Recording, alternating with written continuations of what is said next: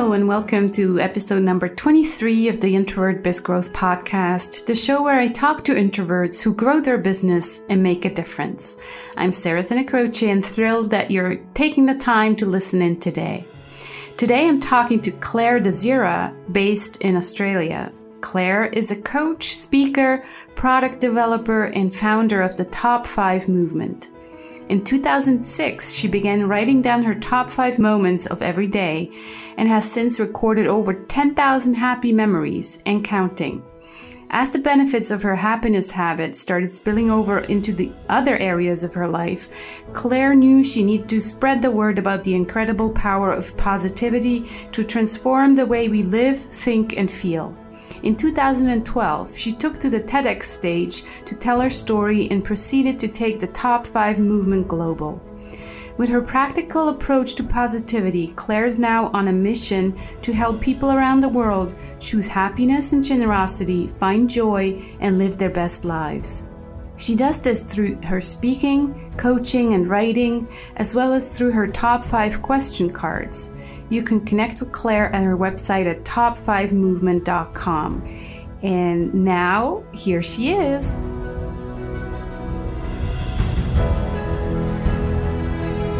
Hi, Clare. How are you today? Hi, Sarah. I'm well, thank you.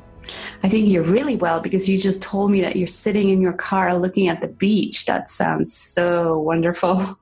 Yeah, I sure am. It's summer down under here in Australia, so you've got to make the most of this sunshine and chance to be out of the office. Yes, that's great. All right, Clare, besides your official bio that I just read to our listeners, tell us a little bit about yourself and maybe something that my introverted audience can relate to. Yeah, sure. So really everything I do from a work and volunteering perspective and my passions all really align to building a positive mindset for myself, but also for the people that I work with, and also around creating a space for people to really reflect, build that self-awareness so that then they can put actions in place to drive behaviour change. So that's really relevant for both extroverted but also introverted audiences, because I know for us as introverts, we do like to take our time and reflect and to think and think things through from different perspectives before we put action in place as well. So I guess by building a positive mindset and the work I do around building a positive mindset, there are actually lots of opportunities to carry out this work. And I do wear a few different hats. So one is with my own business, which is around as you mentioned, coaching and workshops and speaking and developing my product, which is the Top 5 movement question cards or positive thought starter cards. They're all around asking questions or using really clever questions as a tool to interrupt the thoughts that we have. So any unhelpful thinking or even unhelpful thinking, just so that we can check in, see how we're feeling, and connecting with answers. A couple of other hats I wear is volunteering to direct a social change and leadership program for 50 young people a year. And throughout that week, it's all around teaching tools for behaviour change and providing really busy young people a chance to step away from their usual environment and take some time to reflect on questions and tools and give them a go. Mm-hmm. And really the third hat that I wear around driving behaviour change and building a positive mindset. So I actually also work for a corporate organisation down here in Australia, and my role there is around program managing behaviour change and social programs. So at the moment, an example of a program I'm working on is around trying to build confidence for women around money and life, which are really closely related as well. Wow, so interesting. Tell us a little bit about Clare, the person. You told us about Clare, the business person. Take me to the introverted Clare, where this all started, because I assume that you didn't always do that. And how did you get into that? Yeah, it's a great question. So I grew up in country Victoria, so in a small town of about 12,000 people. And I moved to a bigger country town to go to university. And then I've landed in the city, so 10 years ago. But I definitely am a country girl through and through. And in Australia, being a country girl doesn't necessarily mean living on a farm and riding horses and listening to country music. It's not that sort of picture I'm trying to paint. It's just around, I guess, being outside in the fresh air and in it growing up in a smaller town environment. I had the opportunity to go to a leadership program in that area when I was in my early 20s, and that was a game changer for me. Until then, it would be fair to say I'd been in cruise mode with life. Life was going along pretty well. I didn't think about things too much. I was just really having as good a time as I could. And at this leadership program, there were a few moments where I really was encouraged to think that I could do anything that I really wanted to.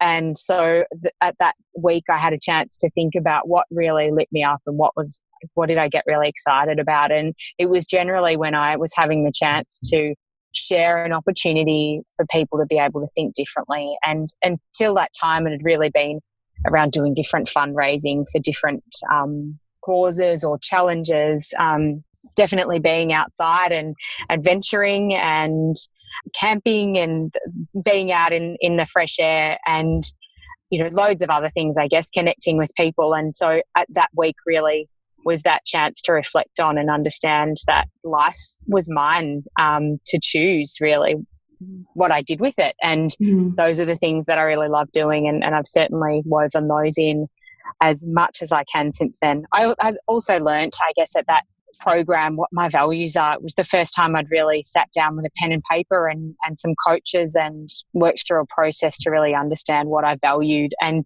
that is making a difference and joy and health and family and friends, and also productivity, which is a strange value people might think, but for me, productivity plays out in actually being able to have an impact with what I do and really using my time well, which I need to because I wear a few hats, as you've heard. So that's how that plays out for me. So where I can make a difference productively is really when I'm at my happiest. That's great. It's funny because you'd think, productivity it's so business oriented and that has nothing to do with these other values. But as you said that, I was thinking, that's interesting because besides doing this podcast and working with introverts, I have a side business, or it's my main business still, where I teach people to use LinkedIn. And recently somebody asked me, well, why LinkedIn? Why, it's such a boring network. Why do you teach people how to use LinkedIn? And the answer I came up with is also productivity related. It's because that's where, my presence on LinkedIn turns into clients the fastest. I don't have the energy to be on Facebook and be so extroverted and, share all these details about my life and what I had for dinner last night, where I can be business oriented and very productive. And that's the first time I realized, hey, productivity, I guess, is one of my values too. Yeah, it does. You're right. It sounds so commercial and so, almost cold hearted, but it really is how you use it, isn't it? And it's the combination of your own individual values that are not the same as anybody else's, of course, and how you make that work. So. Yeah. And very, I totally agree with, the fact that looking at your values and not just, we have these lists of values and that we find on the internet and you just think, oh yeah, definitely, family is my value, but actually sitting down and going through them and having to come up with only 5, it's not easy. But once you have them, I think it's so eye-opening. All of a sudden you're like, hey, that's how I make decisions nowadays. I always think, well, does this align with my values? And I think that's kind of what happened to you as well. And that's why you decided, well, I need to share this approach to positivity much more with the world. Yeah, sure is. Excellent. Well, you already told us about the different hats. Let's look at your, the hat for the top 5 movement now. And you mentioned the top 5 question cards, which I think I understood is a physical product, right? That's something that you ship out that people can order on your site. So that's one revenue stream. What other revenue streams do you have for just the top5movement.com site? Yeah, so the cards are a physical product, you're right, and they're the most recent addition to, I guess, how I share my message. They are a beautiful physical product that really look like 50 question cards. It's really as simple as that, and they're like a lot of gratitude habits and positive thinking habits. They look so simple that they could actually be easily dismissed, but if you look a little closer and give them a go, they can actually really prime you for positivity and interrupt unhelpful thinking in lots of areas of your life. And they're a game changer for people around mental health as well, because we have so many thoughts a day. Some research suggests that we have 65,000 thoughts a day.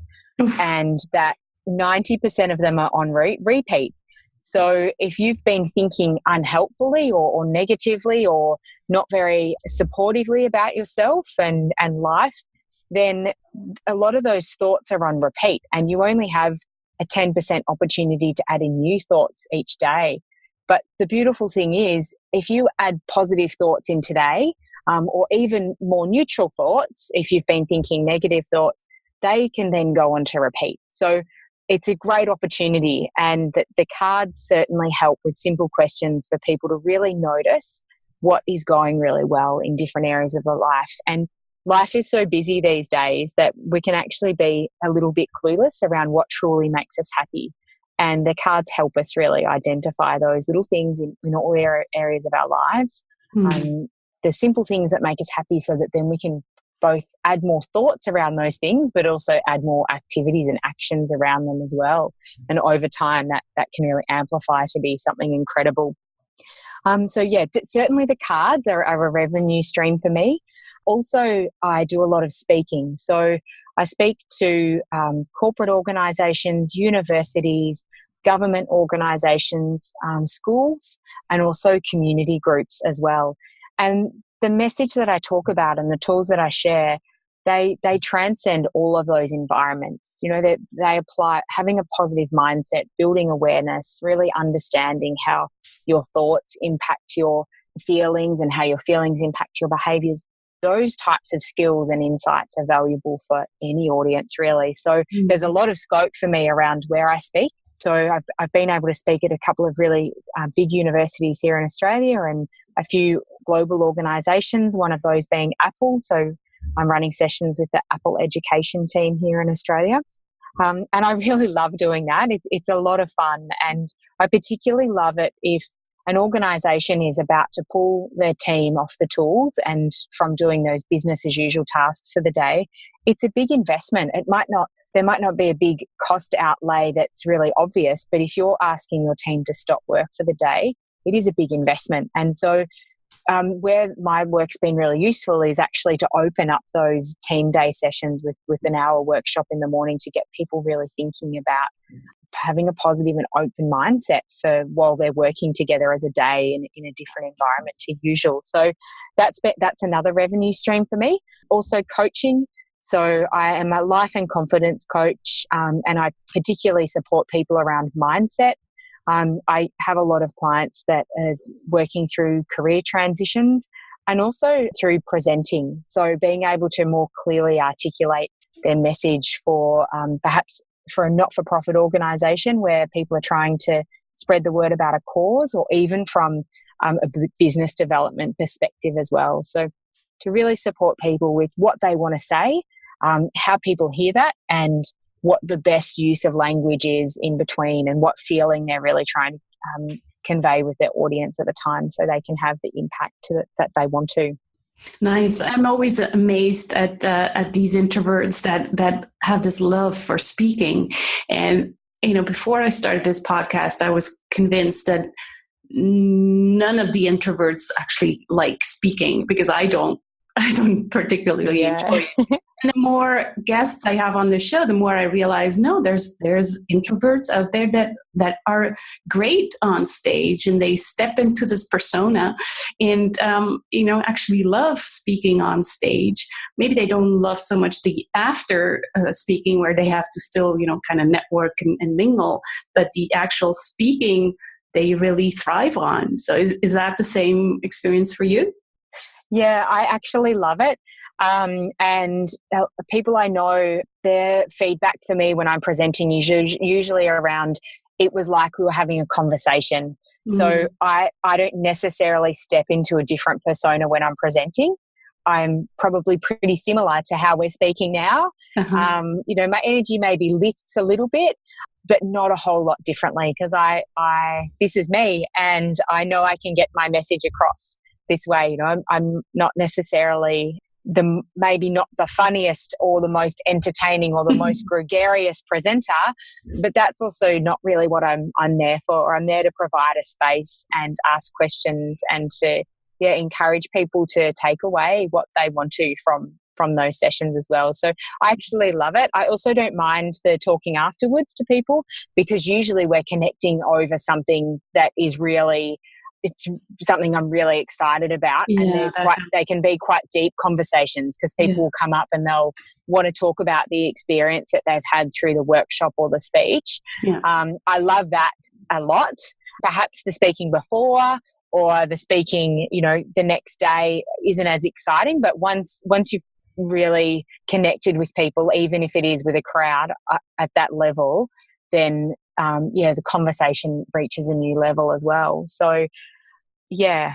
I agree. I mean, if I had to choose between speaking on stage and just going to a networking event, I would definitely also choose to speak, because to me, it's much easier to speak about something that I'm passionate about, and then having people come to me after, because I'm seen as the person who knows something about the topic, rather than having to force myself to go up to, all these people that I don't know and just do small talk. So yeah.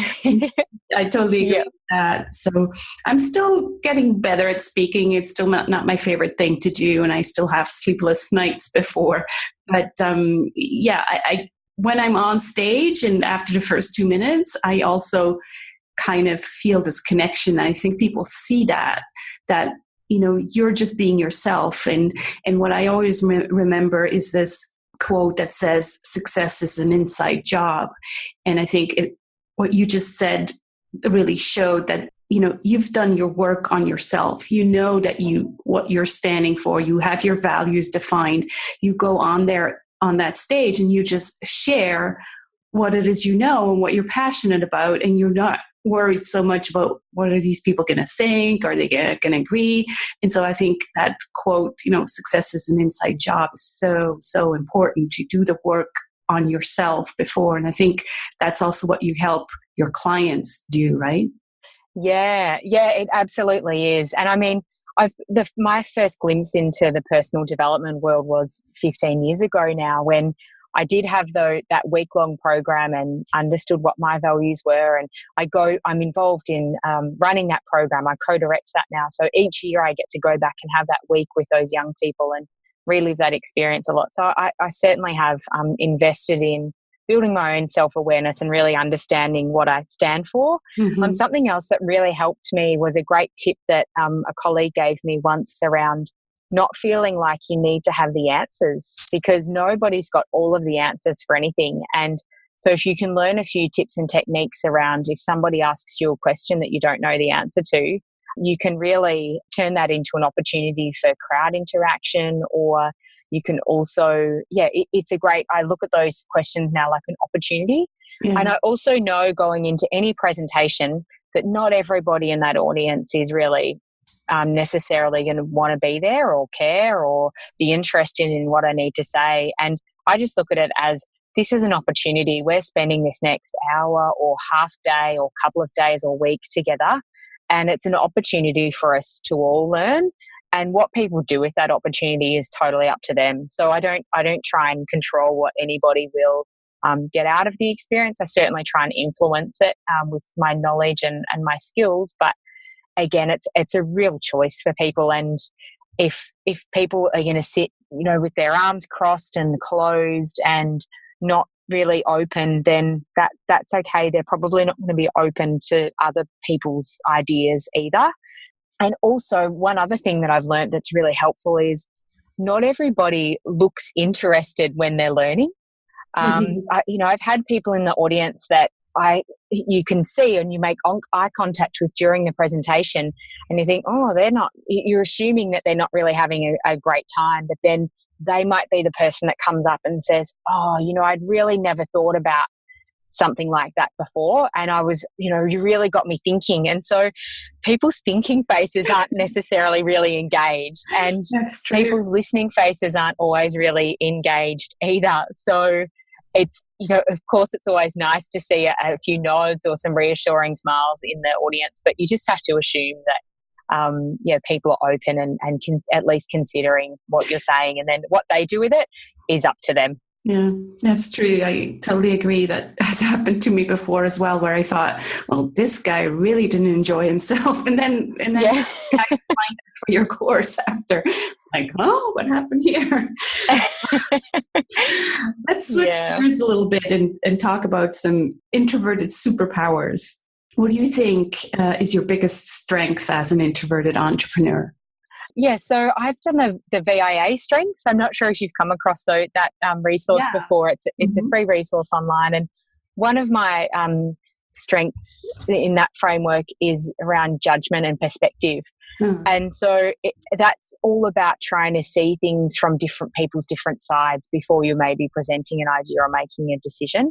So I think it's definitely a strength, is that taking the time to understand different perspectives before making decisions or sharing ideas.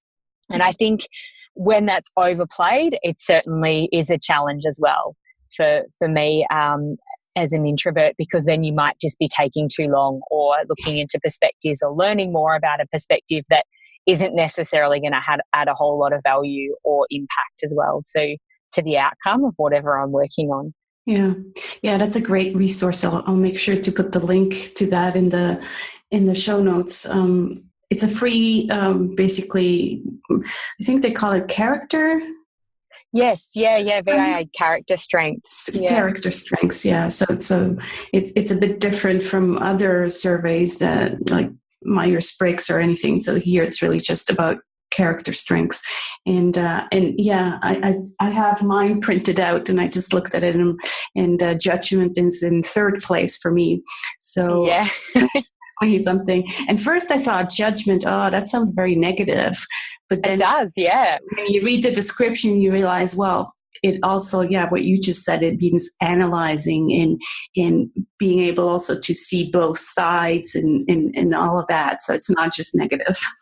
Yeah, critical thinking, which all supports with problem solving. But sometimes we can get caught up in that analysis paralysis as well. What about a challenge? So as you said, sometimes that can be also a challenge. Is there another challenge that you see as an introvert?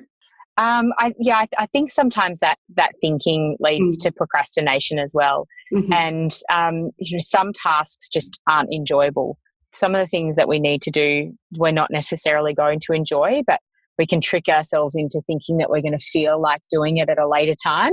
But that realistically, that later time is never going to come. So sometimes you can, be really thinking, I'll save that one for later because I'll feel like doing it later.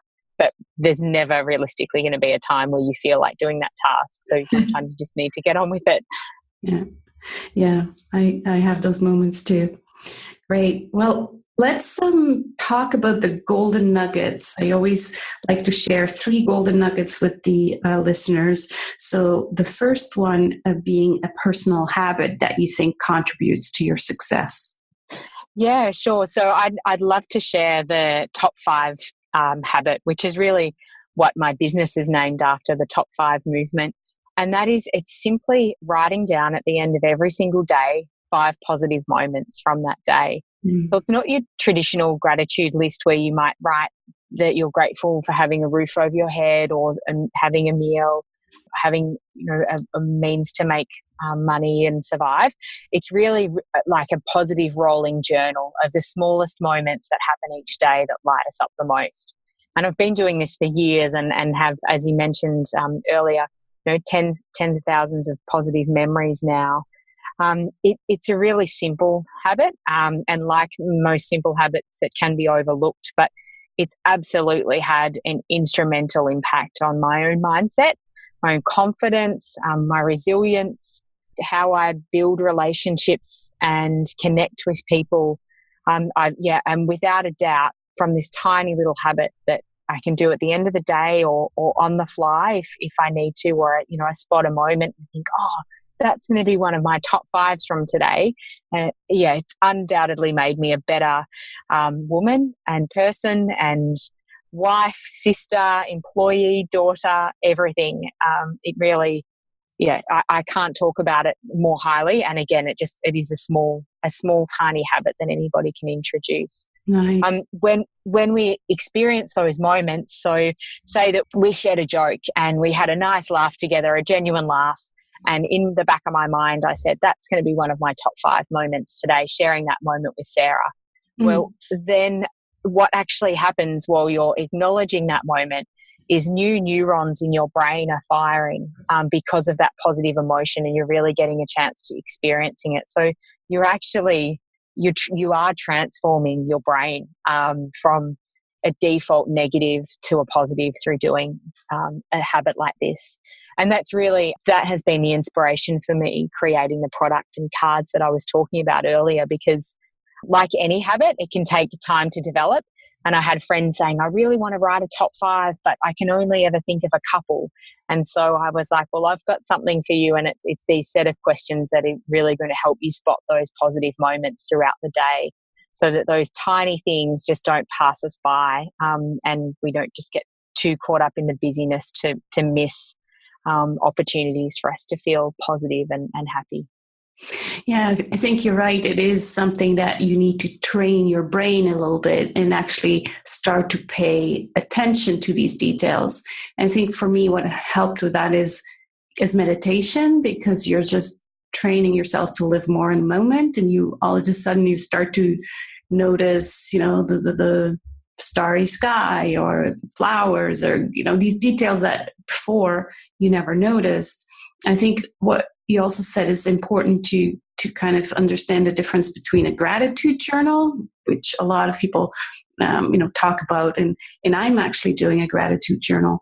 But it's true that sometimes you sit there at night and you're like, I don't know what I'm grateful for today. And then you come up with these, silly things like, I think the other week I wrote down yogi tea, which I really do enjoy my yogi tea in the morning. But I think it would make more sense to name that a top 5 than, being it that one thing that I'm grateful for. So I like the combination of both. And I think I'll probably kind of transition to something in between, because I still like the gratitude idea, but sometimes those things that I write down are not really, they're not like life changers. So yeah, or they can be, I've had people give me the feedback that some of them can be quite repetitive. So, yeah, as well. Yeah, that's great. So it's always different things, right? Because every day, well, you're going to have different moments. Then again, some things can also be the same. Like I'm thinking, probably moments with your kids, they're going to be repetitive as well, but that doesn't matter. It's just actually living them and noticing them that matters. Yeah, and being present. Yeah, being present for them. Because it's easy. People say, be more mindful, be more present, and be more positive. They're very easy things for people to say, but what does that actually mean? And so this one little tiny habit can really tick all of those boxes, and it is that habit so that you are more mindful and more present, and also naturally, if not immediately, over time, certainly more positive as well. Yeah, great. All right. I'll definitely put the link to your top 5 question cards in the show notes as well, so people can check that out. What about an internet resource that you think you could share with listeners? Yeah, one tool that I can't live without, and it is an app, actually. It's called Pomodoro. And have you heard of this one? No. Oh, so Pomodoro is the Italian word for tomato, which I'm not quite sure why it's called Pomodoro, but just a little interesting side fact for you. But it's a simple concept around setting a timer for 25 minutes and focusing on the one task just for those 25 minutes. So the rules are, if you get distracted and start working on something else, then you have to start the 25 minutes again.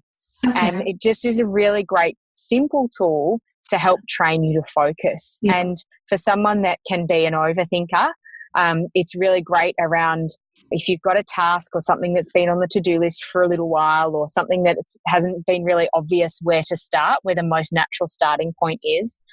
I'll just say to myself, right, I'm going to do a Pomodoro on this, and you set the timer for 25 minutes and you just get started.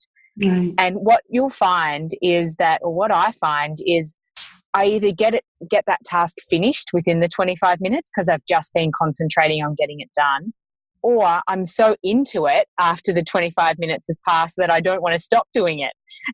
So you can either reset it again straight away, or you can take what's encouraged as a 5-minute break, and take a 5-minute break and then get back into the work as well. So I find it really motivating. There's a lot of free resources online. There's a lot of apps. But if you can't find one of the apps, you can also just set a timer on your phone as well. So 25 minutes of work on the one task, then you have a 5-minute break, and then you can return to the task, or you can do a different task and come back to it later. Excellent. I'll make sure to link to that. No, I haven't heard of it. So that's a good one to add to your phone. Wonderful. What kind of book would you recommend to the Introvert Biz Growth audience, and why? Yeah, so this is an interesting one. I know a lot of your previous guests have talked about Susan Cain's work and other pieces of art and work and writing created by other introverts for introverts. I'd actually recommend a book that I think is certainly not written by an introvert, but is just an interesting balance and perspective. And it's by a guy called Grant Cardone. He is, I think he's an American guy, I'm pretty sure, and he's written a book recently called 10X, and it's about really 10 times in your effort on everything. So that's what the 10X stands for. And he's a very passionate guy, and I don't think he stops and rests for anything. And, you know, he does talk openly about being called a workaholic and a bit of a maniac. But the main messages in his book is that any kind of form of success doesn't come down to luck. It comes down to taking massive amounts of action. And I don't think everybody might agree with the amount of action that he suggests, you know, kind of that non-stop, never stopping. But I actually found it as a really interesting perspective for me as a, you know, recently kind of confirmed introvert, that to have that really extroverted energy of someone that, you know, reacts and takes action and says yes to things without kind of knowing what the answer is. It's just that kind of interesting balance to consider. And so I wanted to recommend that book. Excellent. Well, with any book, you can just take the parts that, you know, you think are going to work for you. And so it seems like what attracted you to this book is that there's some parts that you think you can implement, but you also have the experience knowing that maybe this guy is going to burn out eventually, and you're going to be much smarter and planning your rest and play times, because as we know. I couldn't live the life that he lives. But you're right. You know, you can take some lessons from anything, and I think for me personally, the right balance is somewhere in the middle of that. Yeah, and wonderful. Again, I guess I was really attracted to it because of that productivity that I have around that value. That I have around productivity. Yeah. But there are also other things that I value equally that need to be a part of my life as well, around health and friends and family, and not just productively making a difference all the time. But I just thought he had an interesting perspective and something different. Nice. I'll definitely pick up a copy. 10X, right? You said. So. Yes. Yeah. 10X. All right. Well, this has been a wonderful conversation. Thank you so much, Claire. I think we shared a lot of interesting business-related information, but also life-related information. And I'm really hoping that a lot of the listeners are going to have a look at your website, maybe get your cards, or just get started with writing down those top 5 moments every day. So I want to end with a gratitude question that I always ask.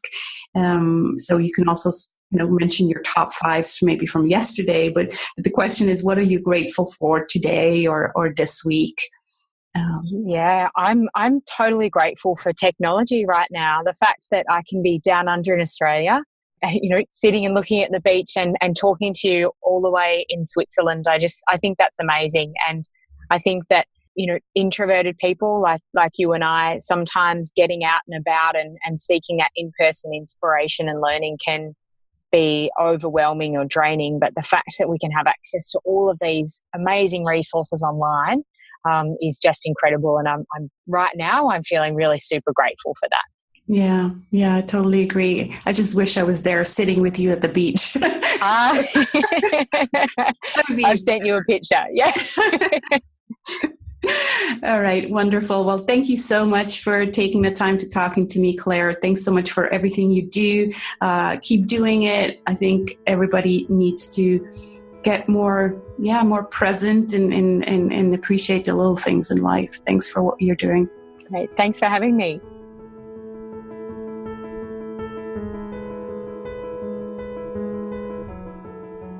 You can find Clare on Facebook at facebook.com/top5movement and visit her website at top5movement.com. And Clare told me that she's also active on Instagram, so do look her up on Instagram as well if that's where you're currently active on. I highly recommend you look at her cards as well. These top 5 moment cards seem very interesting to me, and they look beautiful. I had a look at her website, so have a look at that. And I think you can really implement this in your own day so that you kind of find this presence and mindfulness. It's such a big word, as Clare said, but once we go into more details and actually think, well, what did I enjoy? What were some of the best moments out of my day? That's what mindfulness really translates to, right? So highly recommend you check out her website and maybe follow her blog as well. That's it for this episode on the Introvert Biz Growth Podcast. You'll find this episode's show notes at sarahsenecroce.com, episode 23. And if you don't have it yet, get your free 4-step guide on how to say no to grow. As always, if you like this episode, please subscribe to this show on iTunes or Stitcher and tell your introverted friends about it. And I'll talk to you again in 2 weeks. I know it seems long, but time flies and pre-excitement is half the experience. And actually, one more thing, Clare also mentioned when we recorded this in January that March 20th is the World Happiness Day. So do follow her on Facebook. I'm sure she has some special things going on World Happiness Day, and book it into your calendar, March 20th. Spread the word and start this top 5 movement. Okay? I talk to you again in 2 weeks. Take care. Bye-bye.